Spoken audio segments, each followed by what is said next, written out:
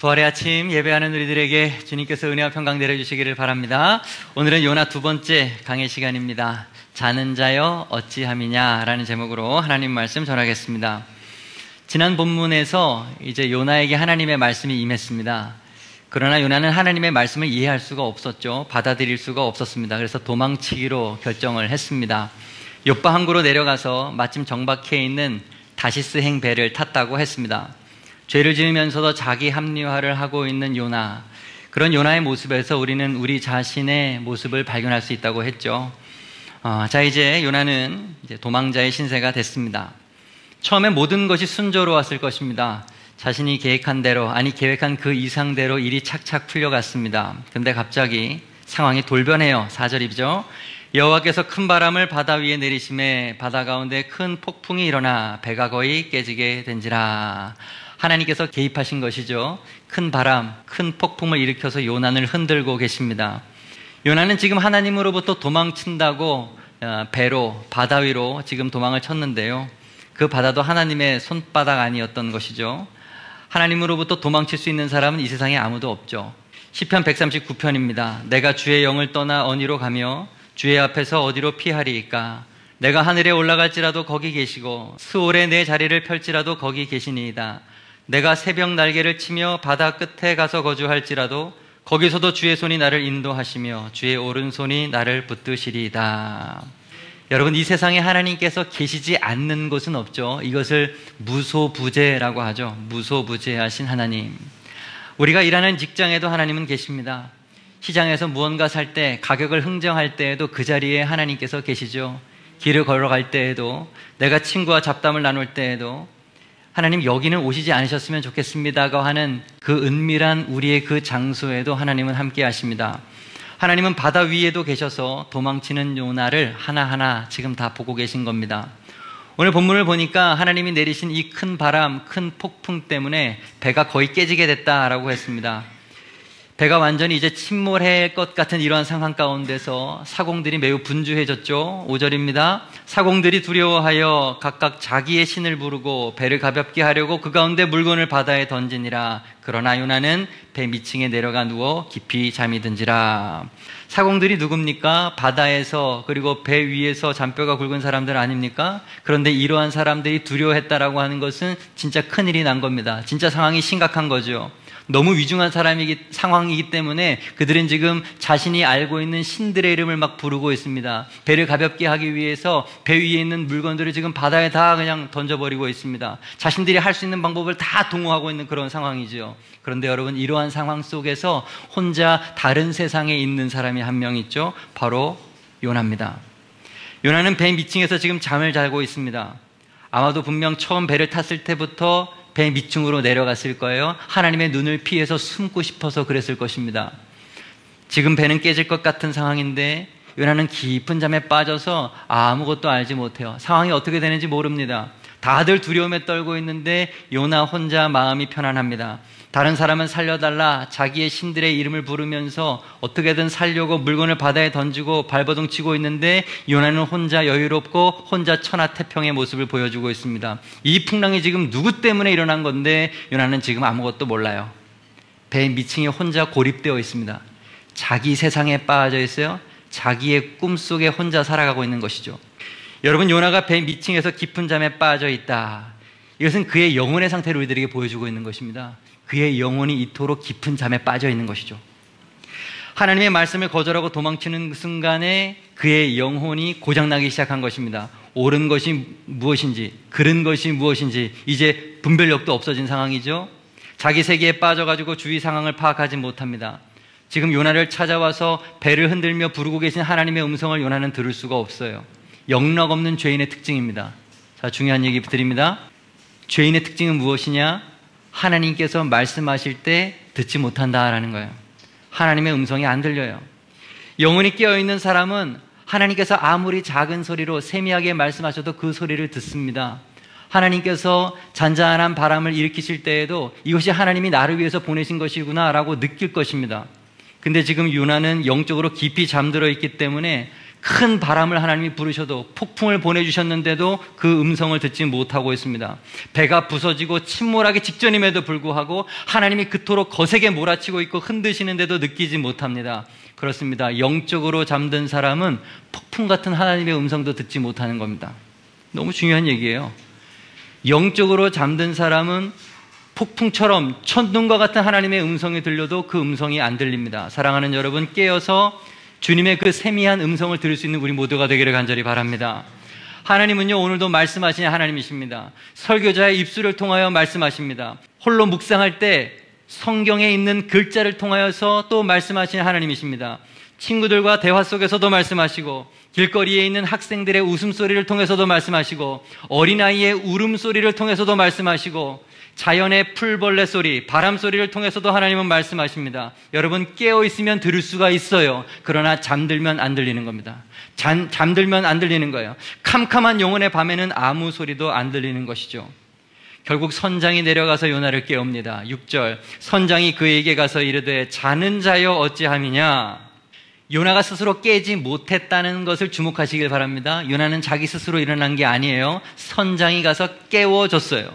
선장이 어떻게든 배가 난파되지 않기 위해서 이리저리 뛰어다니면서 노력을 하고 있을 때 배 밑에서 잠자고 있는 요나를 발견한 거죠. 너무 어이없지 않았겠습니까? 이게 지금 무슨 일이야? 어떻게 지금 여기서 이런 상황에서 잠을 잘 수가 있지? 자는 자여 어찌함이냐? 요나를 깨웠습니다. 선지자인 요나가 선장의 책망을 듣고 있다는 사실을 잊지 마십시오. 다시, 선지자였던 요나가 선장의 책망을 듣고 있어요.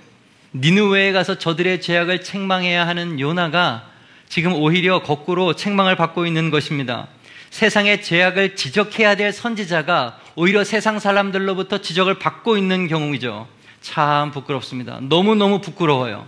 이런 부끄러운 요나의 모습은 오늘날 우리 교회의 모습이고 성도들의 모습입니다.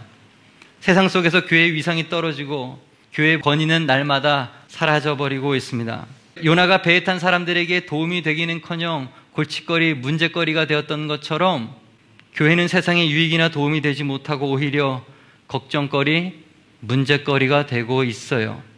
교회 안에 있는 우리끼리는 서로 위로를 하죠. 우리는 상식을 뛰어넘는 하나님의 영적인 공동체다. 스스로 평가를 하지만 세상은 정반대로 우리를 평가합니다. 저들은 상식 이하의 이기적인 집단이야. 여러분, 마음이 아프지만 받아들이고 싶지는 않지만 현실을 직시해야 합니다. 이것이 사실이에요. 세상의 눈에 오늘날 교회와 성도는 그런 모습입니다. 요나는 정말 우리에게 요나를 보여주고 있는 것입니다. 요나는 선지자였어요. 1절에서 하나님의 말씀을 받을 때까지만 해도 하나님의 손에 붙들린 영광스러운 선지자였습니다. 그러나 하나님의 말씀을 피하고 도망치는 그 순간 영적 소경이 됐죠. 영적 문둥병자가 됐습니다. 감각 없는 사람이 되었습니다. 꿈꾸는 자, 깊이 잠든 사람이 되어버리고 말았습니다. 세상으로 질타를 받는 인생, 한심스러운 인생이 되고 말았습니다. 요나는 자신의 힘으로 깨어나지 못하고 있어요. 믿음 없는 선장의 도움이 필요했습니다. 이 선장이 요나에게 하는 말을 잘 들어보십시오. 자는 자여 어찌함이냐. 일어나서 내 하나님께 구하라. 혹시 하나님이 우리를 생각하사 망하지 아니하게 하시리라 하니라. 여러분, 세상의 선지자를 향해서 일어나라고, 기도하라고 충고하고 있습니다. 충격적이지 않습니까? 여러분, 우리 믿는 사람들이 잠들면 우리는 불신자들로부터 이렇게 책망을 듣기 마련입니다. 당신들 정말 믿는 사람들이 맞습니까? 믿는 사람들은 정말로 그렇게 사는 것이 맞습니까? 세상이 어둡다고 하면서 어둠을 밝히기 위해서 도대체 당신들이 하는 행동은 무엇입니까? 어둠에 취해서 잠들어 있는 것은 아닙니까? 제발 일어나십시오. 그리고 우리를 위해서 기도해 주십시오. 믿지 않는 사람들이 교회에게 이렇게 묻는단 말이에요. 여러분, 우리가 외면해서 그렇지 세상 사람들은 항상 우리를 바라보고 있습니다. 항상 우리들에게 질문을 하고 있습니다. 도대체 구원이 어디에서 오는 것이냐고, 어떻게 해결해야 되는 것이냐고 우리에게 늘 묻고 있는 것입니다. 우리가 오늘 본문의 요나에게 기대하는 게 뭐죠? 아직 잠이 들 깨가지고 몽롱한 눈을 한 요나에게 우리가 기대하는 게 뭡니까? 빨리 잠에서 깨어나는 거지 않습니까? 배 밑층에 머물러서 누워있지 말고 빨리 일어나서, 그죠? 갑판에 올라가서 많은 사람들을 위해서 뭔가 도움이 될 행동을 하는 것을 우리는 기다리지 않습니까? 우리가 요나에게 그렇게 기대하듯이 세상 사람들은 오늘 교회를 향하여서, 믿는 사람들을 향하여서 기대하는 게 있는 것이에요. 그것이 요나의 할 일이죠. 세상에 교회가 존재하는 이유입니다. 여러분, 교회가 잠들면 세상은 더 이상 소망이 없어요. 더 이상 교회는 배 밑에 숨어서 우리끼리 괜찮아, 잘하고 있어, 꿈꾸면 안 돼요. 세상과 동떨어져 있으면서 자아도취, 스스로 체면 걸고 있으면 안 된단 말입니다. 예수님께서 우리에게 분명히 뭐라고 말씀하셨습니까? 너희는 세상의 소금이고 세상의 빛이라라고 말씀해 주셨습니다. 소금인 우리가 맛을 잃으면 세상은 썩게 되는 거죠. 등불인 우리가 빛이 없으면 세상은 어두워지게 되는 거 아니겠습니까? 여러분, 세상에 썩고 어두운 것은 우리와 무관한 일이 아닙니다. 요나가 탄 배가 지금 큰 바람을 맞고 큰 폭풍을 맞은 것은 요나와 무관한 일이 아니에요. 아니요, 요나 때문에 그런 일이 지금 일어난 것입니다. 잊지 마세요. 하나님의 사람들이 우리가 맡은 역할을 잘 감당하지 못할 때, 하나님의 백성이 하나님의 백성으로서의 사명을 잘 감당하지 못할 때 세상은 혼란에 빠지고 문제는 많아지기 마련입니다. 여러분, 소돔과 고모라를 잘 아시죠? 왜 그 두 도시가 멸망할 수밖에 없었습니까? 그 도시가 범죄가 많았기 때문에 그렇습니까? 동성애 때문에 그렇습니까? 정말로 그렇다고 알고 계시나요? 아니에요. 거기에 의인 10명이 없었기 때문입니다. 아브라함의 조카 롯과 그의 가족들만이라도 하나님 백성답게 의로움을 가지면서 살았다면 하나님은 그곳에 벌을 내리지 않으셨어요. 소돔과 고모라가 멸망했던 원인은 의인 10명이 없었기 때문이다. 하나님의 백성이 하나님의 백성답게 살지 못했기 때문에 그곳은 멸망한 것입니다. 교회와 성도가 세속화되면요, 교회도 문제지만 세상이 더 큰 문제예요. 교회가 세속화되면 더 이상 세상은 아무 소망이 없기 때문입니다. 교회는 마지막 보루예요. 교회가 무너지면 세상이 무너집니다. 여러분, 이제 깨어나시길 바랍니다. 여호와의 이름을 부르며 기도하시길 바랍니다. 하나님은 깨어있는 교회, 깨어있는 성도, 그래서 기도하는 당신의 백성을 하나님은 오늘도 찾고 계십니다. 물이 고여있으면 썩죠. 강물 위에 있는 배가 가만히 있으면 그냥 떠내려가게 되어 있는 것입니다. 그러므로 여러분, 여기 있는 것이 좋다, 지금이 좋다 멈춰있지 마시고 잠에서 깨어나십시오. 일어나십시오. 배 밑층에만 있지 말고 가판 위로 올라가십시오. 기도하십시오. 믿는 자의 본을 불신자들에게 보여줄 수 있는 우리 모두가 되기를 간절히 바랍니다. 자는 자여 어찌함이냐. 오늘 이 선장의 외침은 오늘날 잠자는 성도들을 향한 불신자들의 부르짖음이라고 할 수 있을 것입니다. 결국 요나는 선장에게 붙들려서 가판 위로 올라왔습니다. 하나님의 사람 요나가 아무런 행동도 하지 못하니까, 아무런 방법도 제시하지 못하니까 불신자들이 해결책을 제시합니다. 7절, 그들이 서로 이르되 자, 우리가 제비를 뽑아 이 재앙이 누구로 말미암아 우리에게 임하였나 알아보자 하고 곧 제비를 뽑으니 제비가 요나에게 뽑힌지라. 큰 풍랑을 잠잠케 하기 위해서 선원들은 제비 뽑기를 하기로 했어요. 당시 사람들은요, 큰 재난이 일어나거나 어떤 천재지변이 일어나면 그것은 어떤 사람의 죄 때문에, 누군가의 죄 때문에 일어나는 일이라고 생각을 했어요.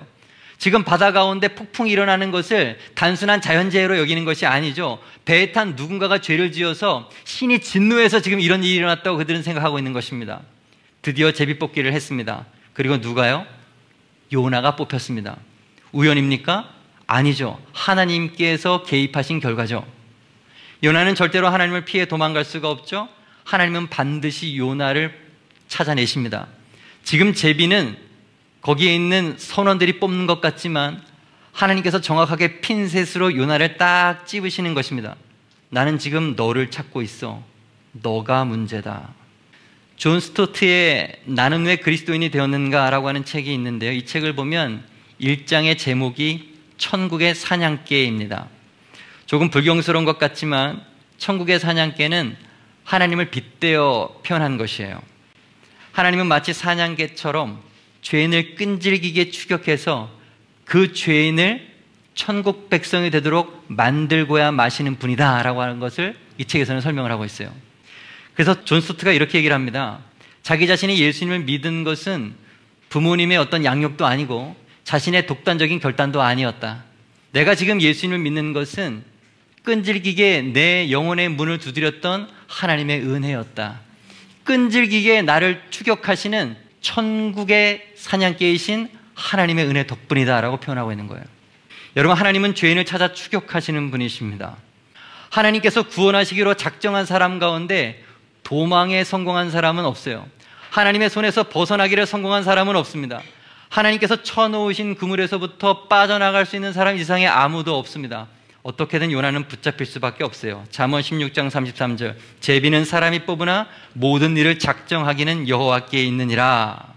우리는 너무 요나를 닮았습니다. 하나님께서 말씀하시는데 자꾸 무시해요. 하나님께서 말씀하시는 것 반대로 갑니다. 배 밑으로 숨습니다. 요리저리 교묘하게 하나님으로부터 도망치려고 합니다. 그러나 우리는 숨을 수가 없죠. 도망칠 수가 없습니다. 결국 붙잡힐 수밖에 없습니다. 하나님은 우리를 추격하시는 천국의 사냥개이시기 때문에 그렇습니다. 제비 뽑기에서 선택되었던 요나, 무리가 그에게 여러 가지를 물어요. 8절, 무리가 그에게 이르되 청하건대 이 재앙이 누구 때문에 우리에게 임하였는가 말하라. 내 생업이 무엇이며 내가 어디서 왔으며 내 나라가 어디며 어느 민족에 속하였느냐. 네가 누구냐? 지금 취조하고 있는 거죠. 9절 이하, 그가 대답하되 나는 히브리 사람이요 바다와 육지를 지으신 하늘의 하나님 여호와를 경외하는 자로라 하고 자기가 여호와의 얼굴을 피함인 줄을 그들에게 말하였으므로 요나가 드디어 자기 정체를 밝히고 있습니다. 난 하나님의 사람인데 내가 지금 하나님으로부터 도망을 가고 있기 때문에 이러한 일이 일어나는 것 같다. 사람들이 난리가 났습니다. 10절 하반절, 무리가 알고 심히 두려워하여 이르되 내가 어찌하여 그렇게 행하였느냐. 너 때문에 우리가 죽게 되었다. 아우성이에요. 11절, 바다가 점점 흉흉한지라. 하나님께서 분위기를 자꾸 더 몰아가십니다. 대화를 하고 있는 그들에게 더 큰 바람과 더 큰 풍랑을 치면서 그들을 몰아가죠. 무리도, 사람들도 요나를 몰아붙입니다. 무리가 그들에게 이르되 우리가 너를 어떻게 하여야 바다가 우리를 위하여 잔잔하겠느냐 하니 결국 요나가 해결책을 제시하죠. 그가 대답하되 나를 들어 바다에 던지라. 그리하면 바다가 너희를 위하여 잔잔하리라. 너희가 이 큰 폭풍을 만난 것이 나 때문인 줄 내가 아노라.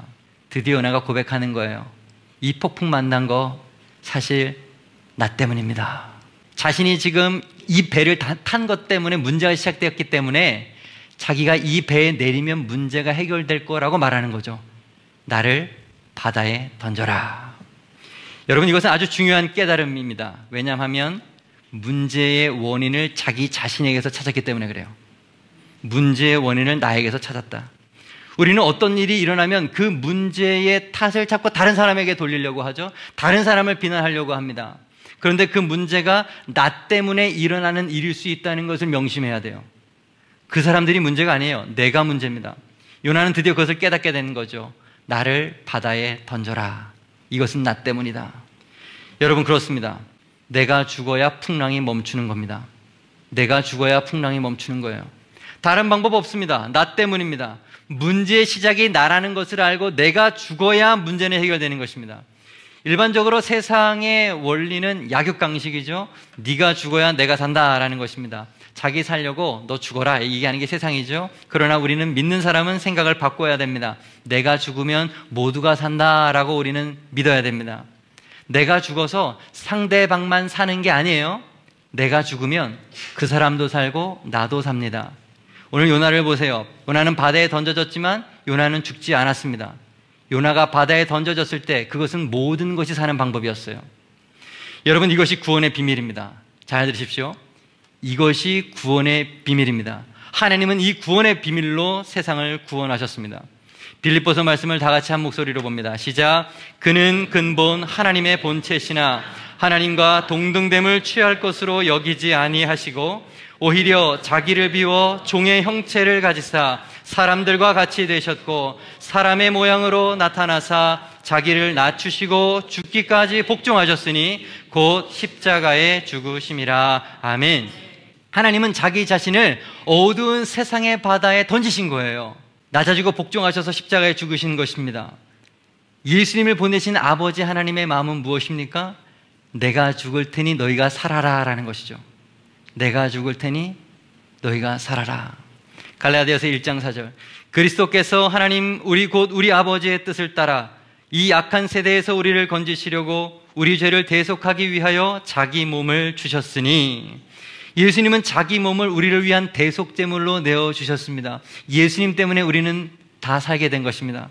그리고 십자가에서 죽으신 예수님께서는 죽임 이기시고 부활하셨습니다. 예수님이 죽는 것은 우리도 살고 주님도 사시는 길이었던 것이죠. 요한복음 3장 16절, 하나님이 세상을 이처럼 사랑하사 독생자를 주셨으니 이는 그를 믿는 자마다 멸망하지 않고 영생을 얻게 하려 하심이라. 바다에 자기 자신을 던진 요나에게서 예수님을 볼 수 있는 우리 모두가 되기를 간절히 바랍니다.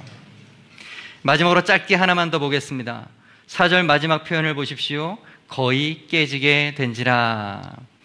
여러분, 이것은 깨졌다는 것입니까? 깨지지 않았다는 겁니까? 아직 깨지지 않은 거죠.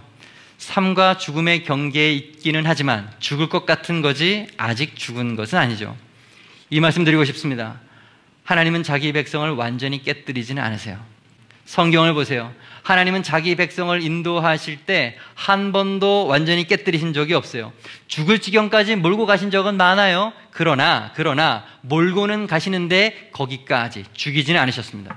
고린도전서 10장 13절, 사람이 감당할 시험 밖에 너희가 당한 것 없나니 오직 하나님은 미쁘사 너희가 감당하지 못할 시험 당함 허락하지 아니하시고 시험 당할 즈음에 또한 피할 길을 내사 너희로 능히 감당하게 하시느니라. 아멘. 오늘 예배드리는 우리들 가운데도 하나님의 오묘하신 인도하심 속에 있는 분들이 계실지 모르겠습니다. 요나처럼 하나님의 뜻에 반하는 길로 가서 큰 폭풍 만나는 분도 있을 것이고, 베다니에 있는 나사로와 같이 하나님의 영광을 위하여 지금 잠깐 고난을 당한 분이 있을 수도 있습니다. 그때 우리는 이 말씀을 기억해야 됩니다. 거의 깨지게 된지라. 거의 깨지게 된지라. 여러분, 아직 안 깨졌어요. 아직 끝난 것이 아닙니다. 거의 깨어진 것처럼 보일 뿐이죠. 하나님은 완전히 깨뜨리지 않으세요. 우리 하나님은 다시 살리시는 분이십니다. 그러므로 큰 문제 앞에서 너무 낙심하거나 절망하지 마십시오.